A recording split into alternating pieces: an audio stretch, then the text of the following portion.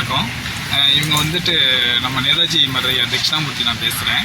எப்படின்னா அவங்க வந்து ஒரு கம்மியான ஃபீஸில் ஒரு நல்ல காலேஜில் ஹையான காலேஜில் படிக்கணும் அப்படின்ட்டு அவங்க அம்மாவும் ஸ்டூடெண்ட் வந்து சொன்னாங்க. ஒரு நல்ல காலேஜில் அவங்களுடைய குடும்ப சூழ்நிலை தகுந்த மாதிரியான ஒரு ஐஎஸ்ஆன காலேஜில் ஜாயின் பண்ணி விட்டுருக்கேன். எப்படிமா உங்களுக்கு திருப்தியாக இருக்கா எனக்கு சொல்லுங்கள்.